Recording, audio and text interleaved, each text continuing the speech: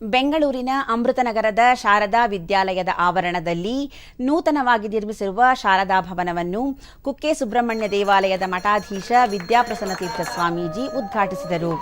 ರಾಜ್ಯ ಚುನಾವಣಾ ಆಯೋಗದ ನಿವೃತ್ತ ಚುನಾವಣಾ ಆಯುಕ್ತ ಶ್ರೀನಿವಾಸಾಚಾರಿ ಮತ್ತಿತರರು ಉಪಸ್ಥಿತರಿದ್ದರು.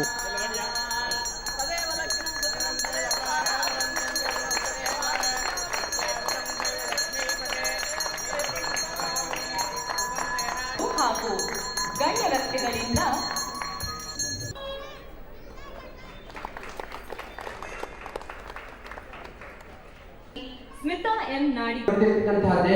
ವಿದ್ಯಾಪ್ರಸನ್ನ ಸ್ವಾಮೀಜಿ ವಿದ್ಯಾರ್ಥಿಗಳು ಆಧುನಿಕ ಬದುಕಿನ ವ್ಯಸನಗಳಿಗೆ ದಾಸರಾಗದೆ ಓದಿನ ಕಡೆಗೆ ಹೆಚ್ಚಿನ ಗಮನ ಹರಿಸಿ ಪೋಷಕರಿಗೆ ಗೌರವ ತಂದುಕೊಡಬೇಕು ಎಂದು ಕಿವಿಮಾತು ಹೇಳಿದರು. ಈ ಮನುಷ್ಯನಿಗೆ ಬಿಟ್ಟಿದ್ದರೆ ಯಾವ ಪ್ರಾಣಿಗಳಿಗೂ ಭಗವಂತ ಇಂಥ ಕೈಯನ್ನು ಕೊಡಲಿಲ್ಲ, ಬೆರಳನ್ನು ಕೊಡಲಿಲ್ಲ. ಒಂದು ಸೂಜಿಗೆ ದಾರ ಹಾಕಬೇಕು ಅಂತ ಹೇಳಿದ್ರೆ ಮನುಷ್ಯ ಪ್ರಾಣಿಗಳು ಯಾವ ಪ್ರಾಣಿಗೂ ಸಾಧ್ಯ. ಹಾಗಾಗಿ ಇಷ್ಟೆಲ್ಲ ಪ್ರಪಂಚ ಬೆಳೆಸಲಿಕ್ಕೆ ಕಾರಣ ಏನೆಂದರೆ ಕ್ರಿಯಾಶೀಲವಾದ ಕೈಗಾರಿಕೆ ಇದು ಪ್ರಪಂಚವನ್ನು ಬೆಳೆಸಿದೆ. ಹಾಗಾಗಿ ಭಗವಂತ ಅಪಾರವಾದ ಬುದ್ಧಿಶಕ್ತಿಯನ್ನು ಕೊಟ್ಟು ಅಪೂರ್ವವಾದ ಇಂದ್ರಿಯಗಳನ್ನು ದೇಹದ ಅಂಗಗಳನ್ನೆಲ್ಲ ಕೊಟ್ಟಾಗಲೂ ಅದು ಸಾರ್ಥಕವಾಗದೇ ಇದ್ದರೆ ಮತ್ತೆ ನಮಗೆ ಇಂತಹ ಜನ್ಮ ಸಿಗುತ್ತೆ ಅಂತ ಖಚಿತತೆ ಇಲ್ಲ.